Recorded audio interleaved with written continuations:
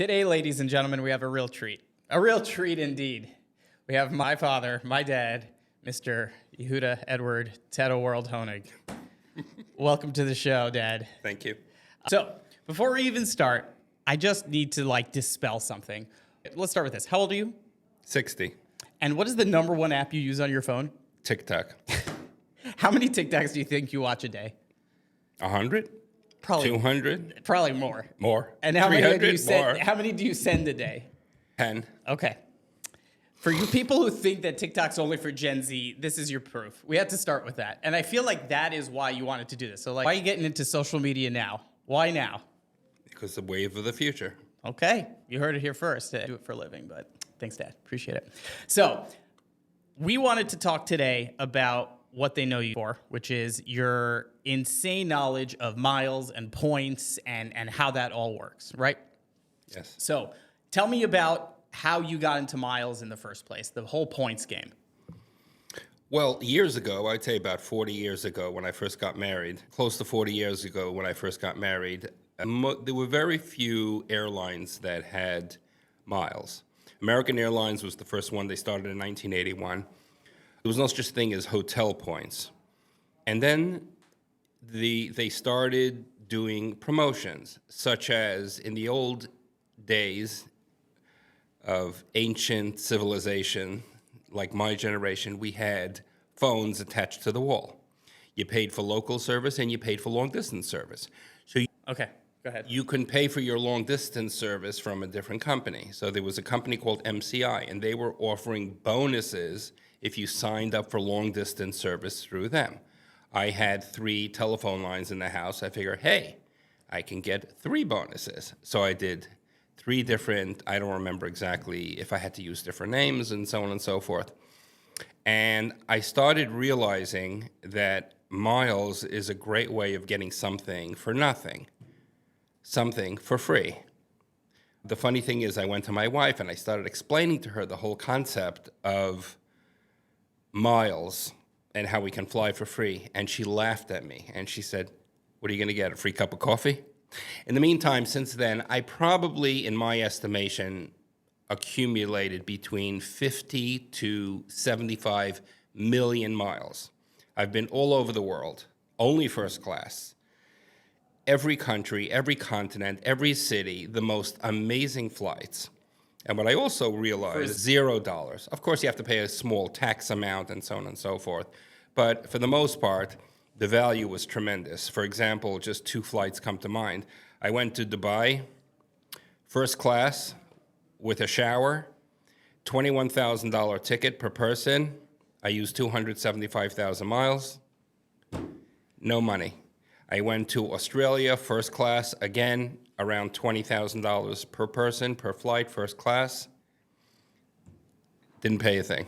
Free. For free. Free. What's the best price? Free is the best price. That's what I've been telling my kids for 30 years, 35 years. You've done over, let's say, 75 million points. You call them miles instead of points. Some people call them points and miles now. Airlines is called miles, and generally speaking, most airlines have their own terminology of what they call it. So Sky Miles is Delta, although we call them euphemistically Sky Pesos because you really don't get too much value out of them, but that's a whole nother story.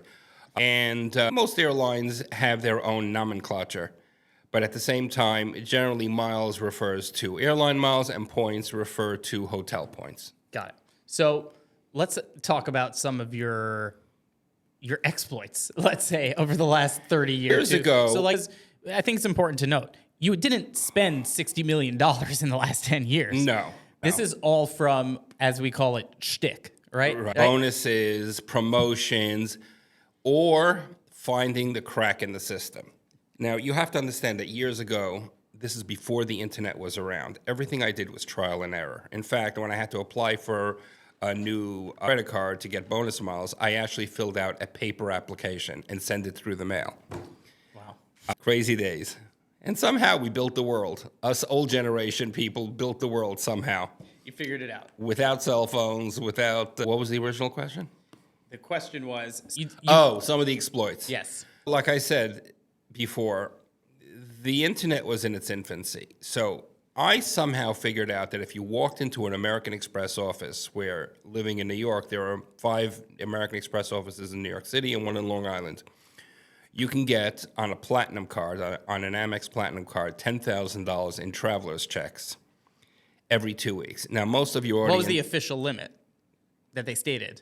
$10,000 every 2 weeks. Every 2 Oh, weeks. that's the official policy. That wasn't what you found out. I don't remember if they told me. They probably told me that was the limit. Okay, sure. Most of your audience probably they don't even know what traveler's checks are. Yeah, what are traveler's checks? Traveler's checks, when people would travel in the old days, you would go to the American Express office, get something called a traveler's check, and it was universally recognized because it was issued by American Express, and you can travel the world. And if you lost them, you can call American Express and cancel them. So you can travel the world and have the next best thing as cash without having the liability of carrying cash if you lose it. Similar today, when you go with a credit card and you lose your credit card, you can cancel your credit card. That was, quote unquote, the credit card of the olden days. Got it. So I would buy these traveler's checks and no fee, and I would just deposit it into my checking account, and I would make points on them. I would earn. Did they know that they were issuing points? Like they obviously knew. It was a glitch in the system. Oh, They it did wasn't supposed to. It was not supposed to, but I was getting the point. How did you find out about this? I read somewhere, someone mentioned that he had a credit card and he can get $1,000 every week. And I said, oh, you can get 1,000, but I have a platinum card, okay? And I have a black card. So on the platinum and the black, I can get $10,000 every 2 weeks. I got myself 9 platinum cards and a black card. How do you get 9 platinum cards? At the time, you I had 3 too. Right, you had 3 because you were the only adult. Okay, so I got 3 on your name, 3 on my name, and 3 on mommy's name. Wow. Okay.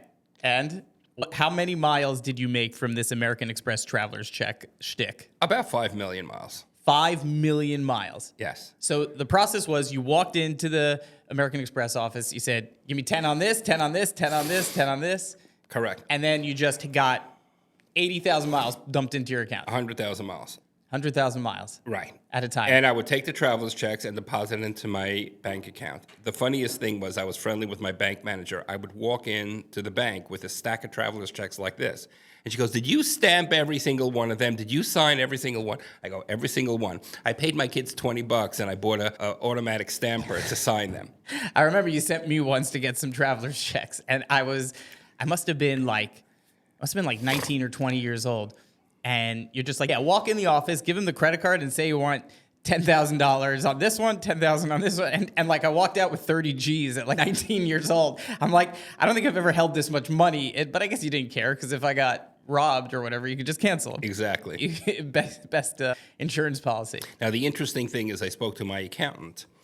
And I said, is there anything that you can see that's wrong with this? He says, I want you to save every receipt because if you ever get audited and they want to see where the money went, they don't care that you made this loop to make the miles, but you have to show that it wasn't real income. Right. You did 5 million miles and you're just going every week, banging it out, maxing out the credit card. And then what happened? And then all of a sudden, one day I log into American Express, everything is frozen, okay? And I guess someone looked at my accounts and figures, why is he buying so many traveler's checks? So I spoke to a manager and they said, listen, this is not what it was intended for. I got to come clean because they thought I was either A, laundering money, B, dealing drugs, some nefarious operation. So they said, listen, this is not what it's intended. We're going to unfreeze your accounts, but just don't do it anymore. Okay. Oh. And did they give you a penalty? Yeah, they sent me a letter, and they go, you misused our agreement. We're taking back 53,000 miles. So I'm like, yeah, take your 53,000 miles. They didn't realize you did 5 million miles on this. I don't know what they realized. And so now how does it work with traveler's checks if you try to do this? First of all, because of me, they stopped issuing traveler's checks on the credit card. Wow. That's first of all. Second of all, American Express does not sell credit card traveler's checks anymore. It's just not something that anyone needs anymore. Wow. So you caught like the tail end of it, exploited it, and that's... Well, traveler's checks have been around probably for close to 100 years. Yeah. I know people during the World Wars, they would get American Express traveler's checks in Europe and come to America with them. It was a very valuable and solid money, what's the word for it? It's insurable money. A money vehicle. Conduit? I forgot All the good.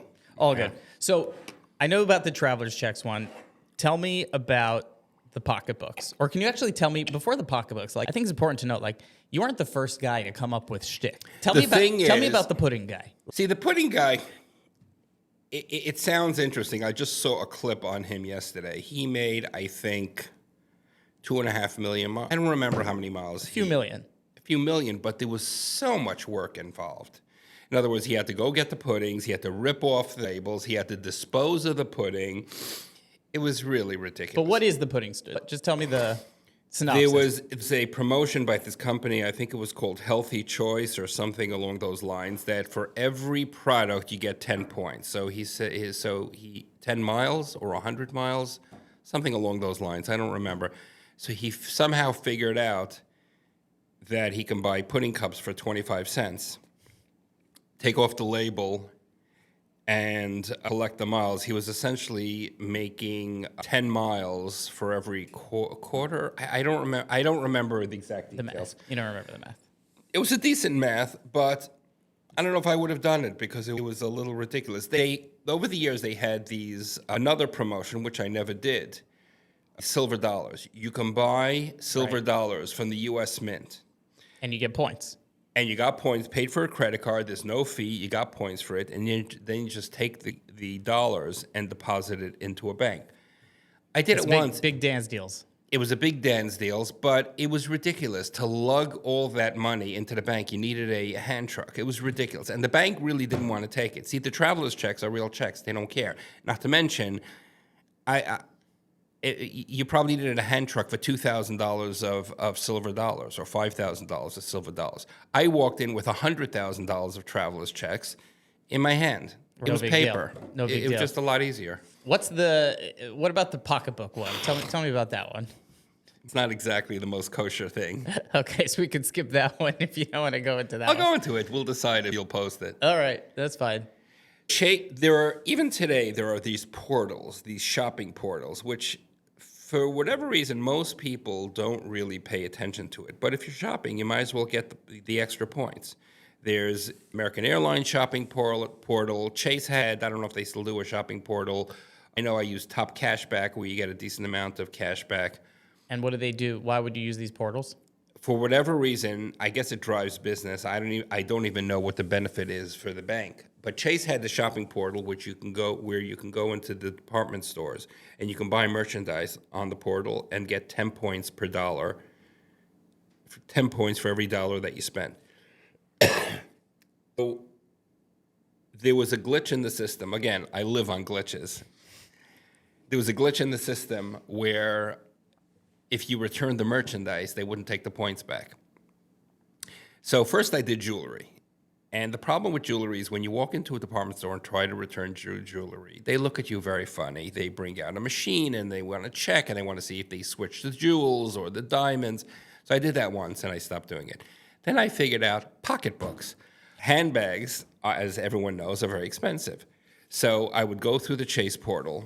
I would just go for just the most expensive bags they had, $7,000, $8,000, $9,000, $10,000. I would buy $100,000 of pocketbooks, get 1 million miles, 1 million points from Chase. Just once the pocketbooks were delivered, I would just take them, walk it into the store, and return it. As long as you had the authentication card in the pocketbooks, in the handbags, they would take it back.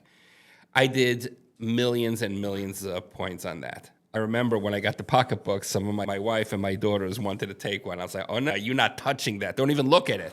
So you never even had to put any cash down. Literally, the returns were done before the end of the statement. Exactly. So anything that I did, I never have to lay out cash. It was all, not only getting back to the American Express, not only did I make the money, but I had to float on the money. It was almost like a free loan. Because if I would time it right, I can take the traveler's checks, deposit it, keep the money for 53 days until I had to pay the statement. And how do you build the credit to, what's some like practical advice? So obviously you need a good credit score to do any of this, right? You need to be able to get a credit card. How do you maintain your credit? How do you build your credit? You do that with like all your kids? I just have always maintained the credit. I'm very careful about paying the bills. I'm very old school. I insist on getting paper bills because when I get a paper bill, it sits on my desk until it's paid. If you get a bill through the mail, you'll forget about it. You'll click off of it. I thought I got it. It went into spam. I'm not interested. Every time you click on, they want you to go paperless. I never do. And by the way, they always tell you, oh, you can always get your bills. Not true. After about a year, if you want to go to the credit cards, you have to put it in a request. You have to come back in 24 hours. They have to research it. They have to find it in the archives. Very difficult. I can find my credit card bills and my banking bills for the last 20 years. It's insane because most people can't find it from the last 2. Yeah, but except for what I lost in the fire. I had a fire in the house. Okay, we'll talk. Well, that's the next time. Everyone wants to know, how do you do it? I said no.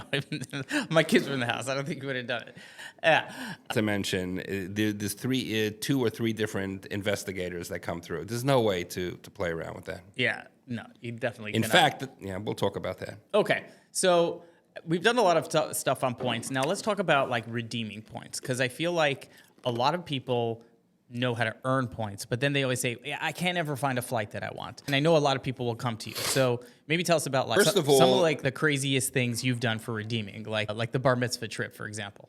That's a perfect example. Look, so 12 years ago, I made a bar mitzvah in Israel, okay? And I knew, at that time, American Airlines had a partnership with El Al. Okay, so you can use American Airlines points to book El Al. And I knew that they opened up the seats every day for the following year, not 365 days, let's call it 330 days, okay? And I know that every day they would just open up another day. So how'd you know this? You just by studying the site? This is studying the site, and I think most people know that. You can book 11 months out. So I knew the exact date when the seats would open. When the seats opened, I woke up in the morning. I didn't even go to the bathroom to take a piss. I called American Airlines, and I go, I want 16 seats. What do you got for me? And I booked this and that.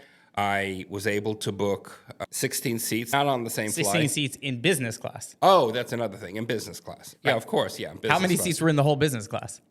I don't know. Like 30. It wasn't a big 30, business class. I don't remember. You had like half of business class. And how much did you pay per ticket? Back then, I probably paid 120,000 points round trip. Wow. Yeah. Round trip. Yeah, because years ago, they were a lot cheaper. Was it 120? I think so. Let's do the math. I know I spent on that trip about 1.8 million miles for 16 tickets. So what's the math on that? Yeah, 120. So you got 16 business class tickets. And so I guess so how do you redeem? Yeah, like either you look out very far in advance, and you have to play this game of chicken, wait till the last second. For example, I go to LA a lot, okay? I know that on a regular basis, if you go on American Airlines and you want to book a ticket one way from JFK to LAX in first class, it'll show up as approximately 145,000. But 2 days before, 1 day before, even the day of, it'll drop to 43,000, 43.5 thousand. And I've done that many times. For business? For first class. First class? Not business class. Business class is, I think, 35,000. Wow. And again, they drop as you get closer. But there's no real difference between like business and first on that flight. If I'm going alone or even 2 people, the difference between 35 and 43 is negligible. I'll take the first class. Right. Okay? But I'll be happy in business.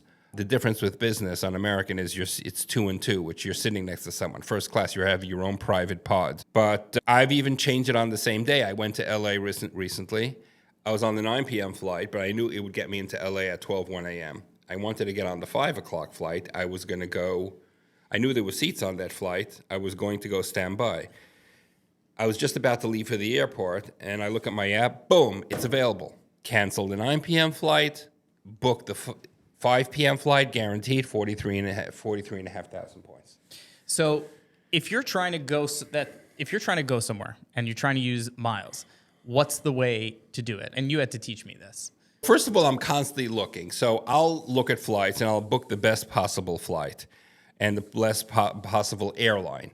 But then I'll keep watching it. A lot of times it'll drop, and I have saved significant amount of points over the years by just monitoring it, keep checking. You have to enjoy doing it. If it's a chore, you're not going to do it, because most people like to book and then forget about it.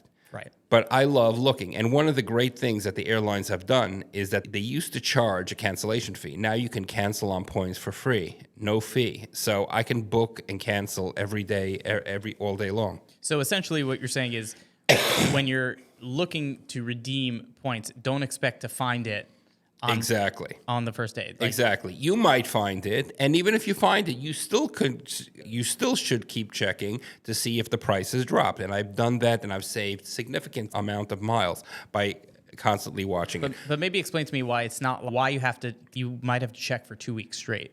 Why? Yeah. Because prices drop, prices go up. Not only that, sometimes you won't even realize it. They'll cancel your flight or change your flight. Then they'll send you an email. You might not get the email. You might not realize it. That happens to me.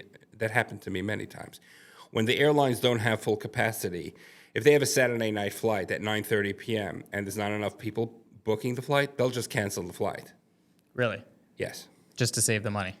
Sure. Why should they fly a plane if no one's booking it? Got it. If they have 4 flights to Miami and the last flight of the day is totally empty, they'll cancel the flight and throw everyone on the other flights. Because why should they waste a flight for 4 planes if they can get everyone on 3 planes? Got it. So generally speaking, you got to be checking every single day. You can't assume that it's going to be available when you want. And I think that's the other thing, right? People think like they're going to fly on exactly the day they want, book 2 weeks before with points. You know, what's like the reality check for people that think they can just like use points like cash? You have to be creative, and you have to keep checking. Another thing is with American Airlines is I think it's the only airline, they allow you to put a hold on tickets from anywhere from 1 to 5 days, depending on the flight, the time before the airline. So the flight that you're looking at could be someone just put a hold on the exact same flight and the exact same seat that you want. And they're 90% of the time not going to cancel that. They'll just let it be canceled automatically. And then you'll go back in a day or 2 or 3 days and you'll find the flight you want. Or someone changes or cancels or whatever. Sure, but again, with American, it's even more, it happens more often that people book all day long and then they just don't follow through. They don't pay for it. But then the reservation falls off and it could be available to you. Again, the day of and the day before is a big thing because a lot of people make changes the day of and the day before. They don't feel well, their plans change, they can't make it. For a variety of reasons, things open up, okay? And you have to keep checking. I like to keep a spreadsheet. I keep a spreadsheet of all my flights and all my hotel miles. I have the date, which airline, who's flying, confirmation, so I have it handy. And if I book through another airline, I'll have both confirmations. Like if I booked Alaska Airlines through American, I'll have both confirmations and how many points I paid for it. So in one quick glance, I can look, and when I'm looking, I can say, oh, this flight, I paid $55,000, it's now $47,000. Let me cancel it. There's nothing as exciting as canceling and rebooking a flight for less points. Yeah. So how many hours a week would you say you just spend in flight management mode? Not much. It depends on how many flights I had coming up. During the winter, I was flying around a lot. I had multiple trips, multiple hotel reservations, and I'm constantly looking and checking to see if prices went up, prices went down. If I don't have that many flights, then I don't spend that much time with it. So it's a hard question. Got it. Getting back to what I was going to say. I wanted to ask you about... before you do that, I wanted to say something very important. What was I going to say? Oh, what I do spend time on is collecting points. That's my hobby, collecting points. So I'm constantly collecting points. I'm constantly looking for offers. I'm constantly trying to get new credit cards. So the way it works, I know with American Express, is that you get a bonus offer. You have to pay the fee and keep it for a year. When upon renewal, You can cancel it. If you cancel it before the year, they will take away your points. Interesting side note If is you cancel before the year is up, on a new car, they will take away your bonus points. even if you downgrade? I'm not sure about downgrading, Okay. but I think they will because the deal, I think you have to, why downgrade? There's no point because you already paid the fee. You have to pay the fee as soon as you get the card. So how many points can you get from like a new American Express card? On a platinum card, they have these offers. The best offers I've seen, there are a little more, but the one that's more prevalent is 250,000 points for spending $20,000 within 3 months. Now, What's the value of that? The value of that, again, straight up on booking, let's call it a little over 1 cent. So if you get 250,000 points, that's worth $2,500. The card costs you $700. You get a couple of benefits. You get many benefits on the Platinum card. You get a $200 airline incidental fee rebate. You get $400 on Dell, although they're changing it now to, I believe it's $150 a year. Oh, they're cutting it back. And there's many other benefits that you get on the Platinum. Even better still is a Gold card because it's either $375 or $395, I forget. I think it's $375. But every month you can get a $20 Staples credit. Now the Staples credit, you don't have to use at Staples. You can use it at many other stores. You can get a gift card from Staples through Target, to Home Depot, to Lowe's. So you got to go to Staples, buy the gift card to someone else. You don't have to go to Staples. Everything I do online. I don't get busy going into stores. Okay. Except for one. What? Number the traveler's checks. Costco. Oh, Costco, yeah. Costco is known for anything you buy online is more money because it's free shipping, but they calculate the shipping in there. So almost everything in Costco that you buy online is 10, 15% more expensive. So you're better off going to Amazon than Costco if you're doing online. Yes, but certain things you want to go. I like Costco because you have a forever return policy. Costco is basically like a library. Tell me what you have returned to Costco. I got lawn chairs, and I returned them after 8 years. So the girl says, we really not supposed to take it back after 8 years, but for you, you're a good customer. I'll do an exception. So I went, and I got new lawn chairs. As I'm leaving the store, I'm going, bye, see you in 8 years. And tell me about some of your other returns that you've done. Some of your other epic Costco returns. I know I helped you with one of them. Oh, I had a refrigerator that broke down. I called them. I said, can I return it? They said, sure. How long did you have the fridge? Many years. I don't know. 5, 10? I don't know. So we wheeled that fridge in right to the Costco desk. They look at it, scan it, type it in. Here's $1,100. You returned the fridge.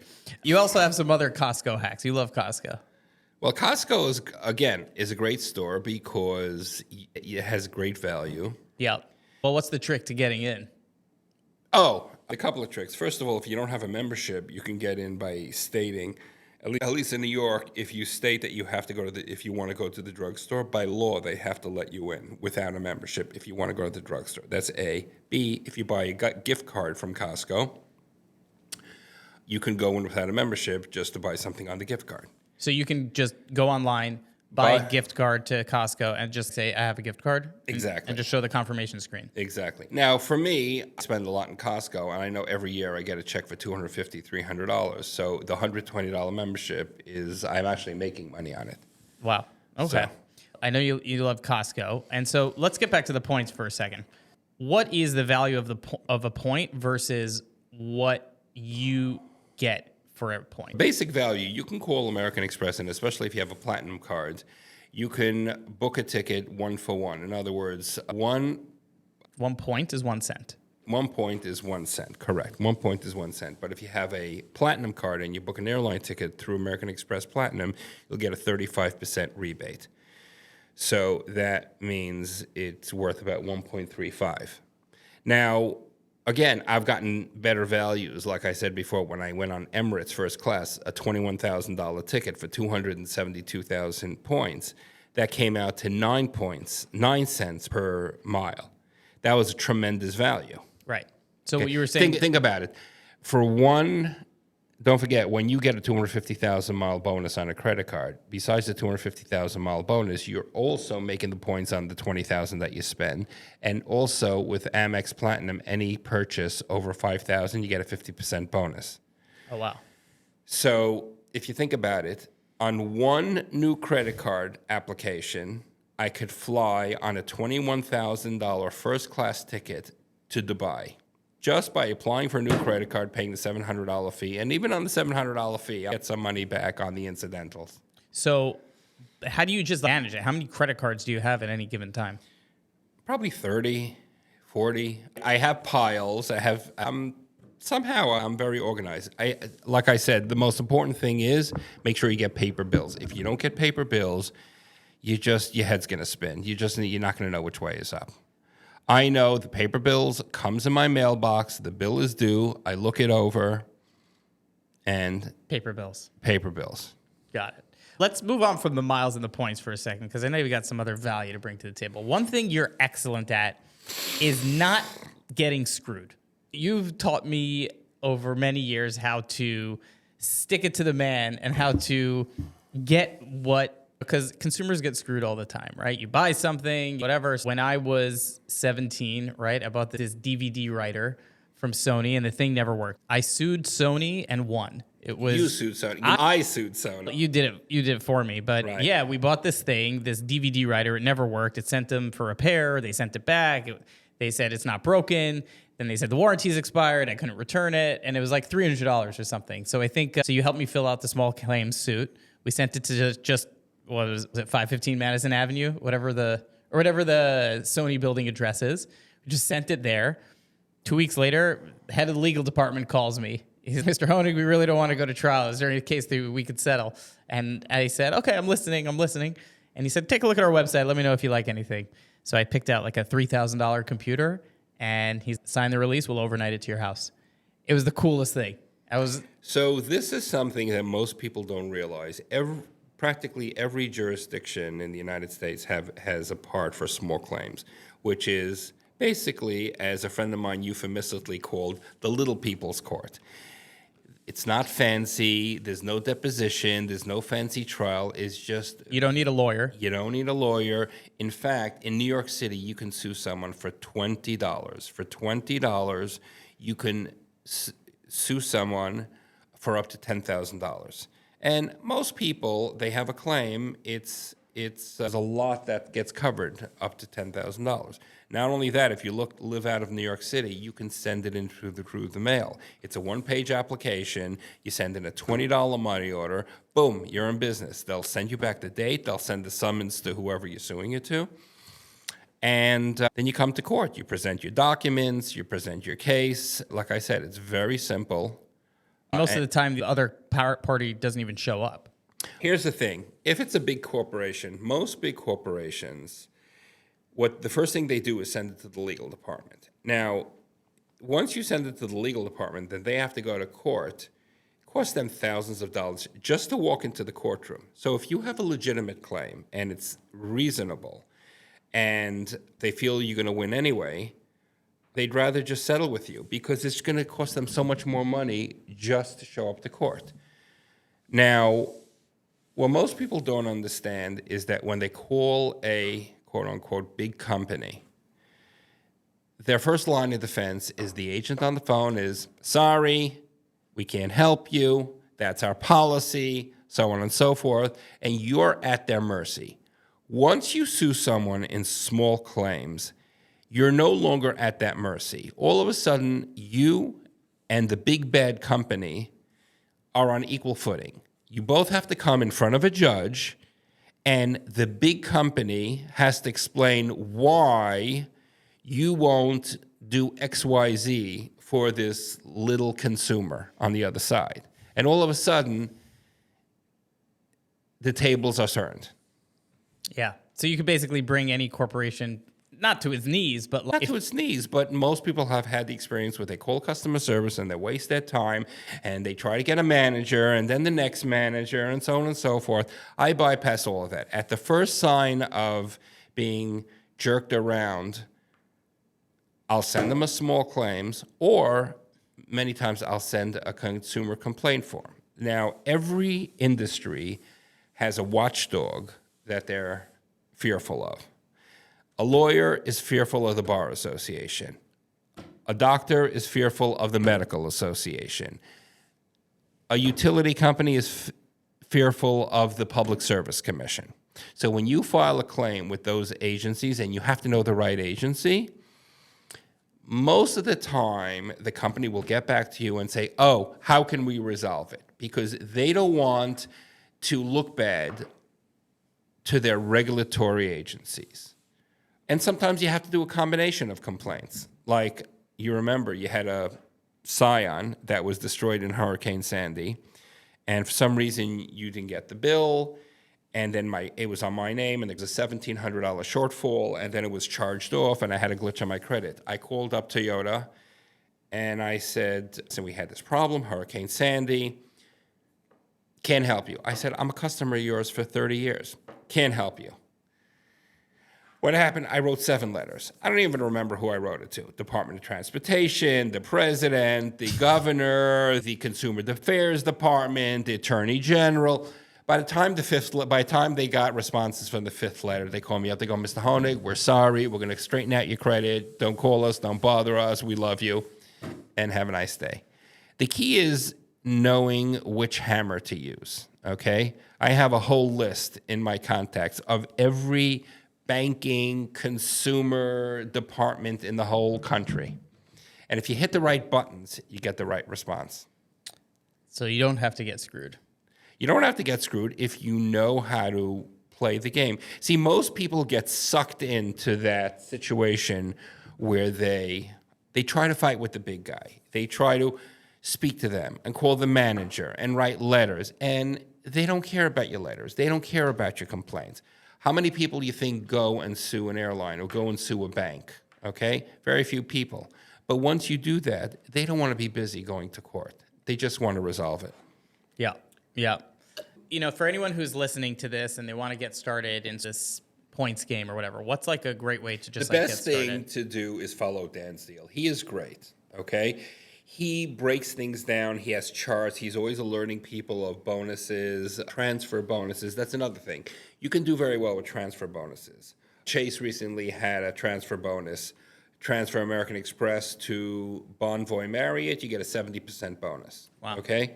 It's not always that good. Sometimes it's 35%, sometimes it's 75%. I remember they had Qantas bonus. It seemed to have been a glitch. You transfer American Express to Qantas, there was a 44% bonus. At the time, they cut it out. But at the time, I was able to book I was able to book El Al from JFK to Tel Aviv, round trip for 180,000 Qantas points. When you factor in the 44% bonus, it cost me 100,000 points round trip in business class on El Al to Tel Aviv. Okay? Really, and that's now. That's not 20 years ago. Wow.